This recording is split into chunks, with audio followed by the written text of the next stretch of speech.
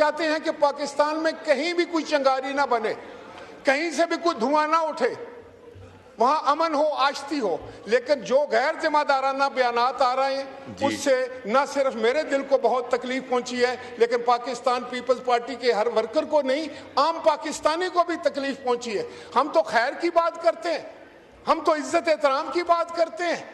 कोई ये समझता है कि हमें कोई दीवार से लगा लेगा। तो जनाब स्पीकर, सबसे बढ़कर जो है वो हमारी इज्जत की बात है, एहतराम की बात है, हमारी क़यादत की इज्जत की बात है। हम आपकी किसी भी पार्टी की जमात के बारे में हमने कभी गलत लफ्ज़ इस्तेमाल नहीं किए, और वो लफ्ज़ मैं यहाँ दोहरा भी नहीं सकता।